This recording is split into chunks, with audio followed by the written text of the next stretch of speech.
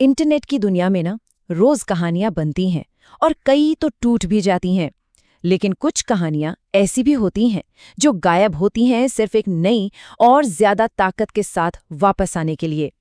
आज हम एक ऐसे ही YouTube चैनल की कहानी देखने जा रहे हैं जो ठीक 3 साल पहले एकदम से खामोश हो गया था। तो चलिए कहानी की शुरुआत करते हैं 3 साल पहले से। ये देखिए, एक क्लासरूम का वीडियो और व्यूज पर नजर डालिए जरा। 24, 40, कहीं 47, बस। सच कहूं तो ज्यादातर लोग तो यहीं पर हिम्मत हार जाते हैं ना।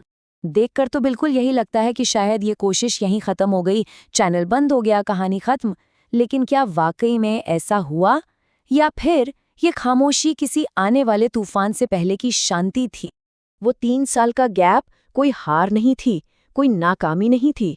वो एक तैयारी का दौर था, एक तपस्या थी। एक ऐसी तपस्या जहां ज्ञान को तराशा जा रहा था, एक बहुत बड़ी वापसी के लिए। अच्छा, तो सवाल ये है कि ये तैयारी हो कहाँ रही थी? किसी फैंसी स्टूडियो में? नहीं, ये हो रही थी एक ऐसी जगह जहां ज्ञान को दीवारों पर लिखा जा रहा था। चलिए देखते हैं। ये देखिए, बस एक सादा सा कमरा, एक पुरानी सीलन भरी दीवार। पर जरा गौर से देखिए, यहाँ कुछ बहुत बड़ा पक रहा था। दीवार पर बनी ये डायग्राम्स, ये उस सोच की, उस बड़े प्लान की पहली झलक है। मतलब यहाँ तो पूरी दीवार को ही एक कैनवस, एक व्हाइट बोर्ड बना दिया गया था। ये जो माइंड मैप्स और नोट्स चारों तरफ बिखरे दिख रहे हैं ना, ये किसी बिखरे हुए दिमाग की नहीं, बल्कि एक बेहद ऑर्गेनाइज्ड और गहरी सोच की निशानी है।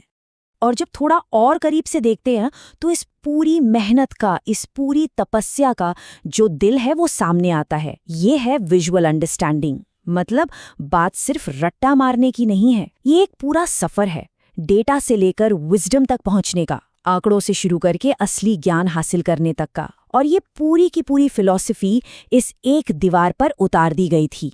पर ये तरीका, ये फिलॉसफी आई कहाँ से? क्या ये कोई नया आविष्कार है? नहीं, इसकी प्रेरणा ली गई है एक नोबेल पुरस्कार विजेता की सोच से। मिलिए रिचर्ड फाइनमैन से, एक शानदार वैज्ञानिक जिन्हें उनकी खोजों के लिए तो नोबेल प्राइज मिला ही, पर वो मशहूर थे अपने पढ़ाने के अंदाज के लिए। उनका मानना था कि अगर आप किसी मुश्किल चीज को आसान भाषा में नहीं समझा सकते, तो इसका मतलब है कि आपने उसे खुद ही ठीक से नहीं समझा है। सिंपल। और फाइनमैन की ये सोच उनके बचपन की देन थी। उनके पिता ने उन्हें सिखाया था कि चीजों का नाम रटना ज्ञान नहीं होता। असली ज्ञान तो ये समझने में है कि वो चीज असल में काम कैसे करती है। ये जो चिड़िया वाला किस्सा है ना, वो इसी बात को कितनी खूबसूरती से समझाता है। तो फाइनमैन का ये तरीका जो हमें उस दीवार पर भी दिखा था, वो काम कैसे करता है? समझिए, सबसे पहले आता है डेटा, यानी बस कुछ आंकड़े। जब हम उन आंकड़ों को किसी कॉन्टेक्स्ट में रखते हैं तो वो इन्फॉर्मेशन बन जाती है। जब उस इन्फॉर्मेशन को हम इस्तेमाल करते हैं तो वो नॉलेज कहलाता है। और आखिर में जब हम उसके पीछे के सिद्धांतों को गहराई से समझ जाते हैं तो हम विजडम यानी प्रज्ञा तक पहुंचते हैं।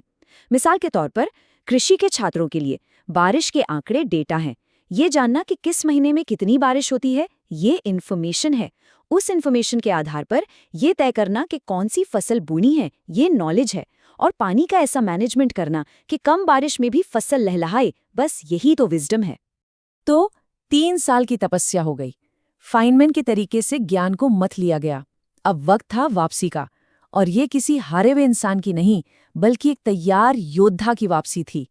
और इस तस्वीर में ये बदलाव कितना साफ साफ दिखता है। एक तरफ है वो 3 साल पुराना धुंधला सा क्लासरूम का वीडियो, और दूसरी तरफ है आज की तैयारी, हर यूनिट के हाथ से बनाए गए डिटेल्ड नोट्स।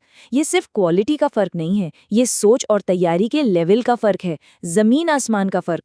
इस बार की वापसी पूरी तरह से फोकस्ड है। टारगेट एकदम क्लियर है, क्लास 11th और 12th के कृषि के छात्र, खासकर वो जो शायद गांव से हैं या सरकारी स्कूलों में पढ़ते हैं, जिन्हें क्वालिटी एजुकेशन की सबसे ज्यादा जरूरत है। फसल उत्पादन, पशुपालन, कृषि गणित, हर विषय को यूनिट वाइज बहुत ही डिटेल में पढ़ाया जाएगा। तो इस पूरी स्ट्रैटेजी का निचोड़ क्या है? एक असली टीचर का तजुर्बा और उनकी क्रेडिबिलिटी, उसे मिलाया जा रहा है आज के ऑनलाइन टूल्स के साथ। ये सिर्फ एक और ऑनलाइन क्लास नहीं है, नहीं, ये एक मिशन है सही छात्रों तक पहुंचने का। और जैसा अवध ओझा सर कहते हैं ना, एग्जाम्पल सेट करना है, बस वही बात है। ये दिखाने की कोशिश है कि अगर तैयारी और जुनून हो तो कुछ भी नामुमकिन नहीं। तो योजना तैयार थी, ज्ञान दीवारों पर उकेरा जा चुका था और अब नोट्स की शक्ल में कागजों पर भी था। 3 साल की तैयारी अब खत्म हुई, सोचने का समय पूरा हुआ, अब था एक्शन का समय। और कभी-कभी ना इतने बड़े काम को शुरू करने के लिए बस एक छोटे से धक्के की जरूरत होती है। एक चैट में कहे गए ये शब्द वही आखिरी चिंगारी बने कि बस अब सोचना बंद, कैमरा ऑन करो और जो सीखा है उसे दुनिया को देना शुरू करो। और एक्शन शुरू हो चुका है। मिशन है आदित्य सर के उसी पुराने चैनल को एक नए अवतार में वापस लाना और 2025-26 के नए बैच के साथ उन स्टूडेंट्स को एम्पावर करना जिनके पास शायद बड़े बड़े शहरों वाले साधन तो नहीं हैं, पर सपने उनसे भी बड़े हैं। तो आखिर में एक सवाल छोड़ जाते हैं, क्या एक इंसान का जुनून, उसकी 3 साल की तपस्या और एक कमरे की दीवारों पर लिखा गया ज्ञान सच में हजारों छात्रों के लिए शिक्षा का भविष्य बदल सकता है? इसका जवाब तो अब वक्त ही देगा।